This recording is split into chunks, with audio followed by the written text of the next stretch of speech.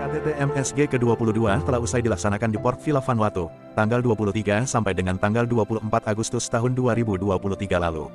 Hasil pertemuan negara-negara Melanesia tersebut sama sekali tidak membahas keanggotaan ULMWP yang semula, sebagai observer menjadi anggota penuh seperti yang digembor-gemborkan ULMWP beserta underbow-underbownya. Selama ini seluruh tindakan ULMWP selalu mengatasnamakan perjuangan hak-hak masyarakat asli Papua yang dinarasikan selalu tertindas. Pada kenyataannya, mereka hanya memberikan narasi provokatif tanpa ada tindak nyata. Malah tujuan asli mereka agar mendapat dukungan dana untuk bisa hidup mewah di luar negeri seperti Benny Wenda, Herman Wanggai hingga Sebi Sambom dan menggunakan masyarakat di Papua yang mereka anggap boneka untuk mencari panggung. Perlu diketahui MSG dibentuk pada tahun 1988 dengan ditandatanganinya Agreed Principles of Cooperation among Independent States of Melanesia di Port Vila Vanuatu. MSG resmi menjadi organisasi subregional pada tanggal 23 Maret tahun 2007 melalui Agreement Establishing the Melanesian Spearhead Group. Tujuan pendirian MSG adalah untuk mempromosikan dan memperkuat hubungan perdagangan antar negara anggota, pertukaran budaya Melanesia, tradisi dan nilai, persamaan kedaulatan, serta kerjasama teknik guna mencapai pertumbuhan ekonomi, pembangunan berkelanjutan, good governance, dan keamanan.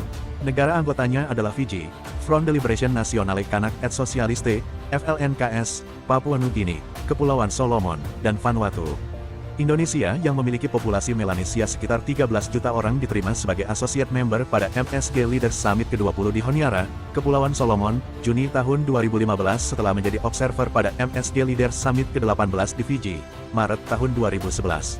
Sampai kapanpun ULMWP tidak akan diterima sebagai anggota MSG karena bukanlah sebuah organisasi internasional apalagi negara berdaulat.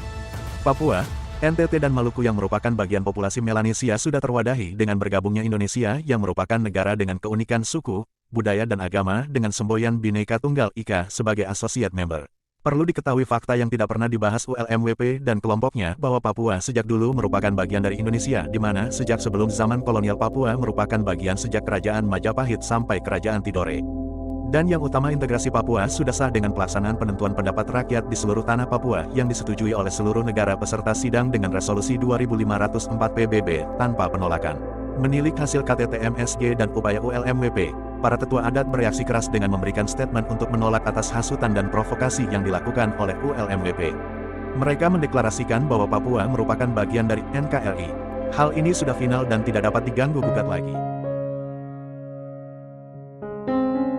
Nama saya Nikolaus Dati. Saya Timotius Nuwagedi Olio Mohuse. Saya Alphonse Kambu. Saya Ali Kabiai. Saya Herman Seuri. Kami menolak terhadap ULMWP menjadi keanggotaan MSG. Kami mendukung NKRI Sabang Merauke. Kami butuh pembangunan untuk Papua dan untuk diaspora.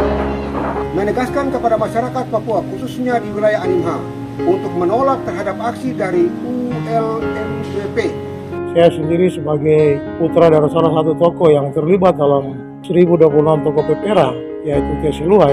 Hari ini kita sebagai putra-putri berkomitmen untuk bertanggung jawab atas keputusan yang dilakukan oleh orang tua kita. Nah, orang tua kita sudah memutuskan Papua ini menjadi bagian integral dari negara kesatuan Republik Indonesia. Dan hari ini kita harus bertanggung jawab. Saya di sini ingin menjelaskan bahwa fakta MSG itu sangat kontradiktif dengan apa yang disampaikan atau dikampanyekan oleh ULMWP di bawah kepemimpinan Benny Wenda. Jadi tujuan ULMWP tak masuk akal karena kontradiktif dengan tujuan MSG. MSG sendiri tidak berbicara persoalan-persoalan politik. Para tetua adat beranggapan bahwa ULMWP merupakan organisasi separatis dan bertindak atas kepentingan sendiri, bukan atas kehendak masyarakat Papua. Ditambah makin banyak tindakan penindasan terhadap masyarakat asli Papua yang dilakukan oleh kelompok mereka di berbagai daerah hanya karena masyarakat dianggap tidak menuruti kemauan mereka. Hal ini menjadi indikator bahwa mereka bertindak bukan atas dasar kemauan masyarakat Papua. Jadi, masyarakat Papua yang mana yang selama ini mereka klaim bela hak-haknya? Atau, mereka hanya memaksakan keinginan kelompok mereka saja demi keuntungan pribadi dan untuk memecah belah masyarakat Papua?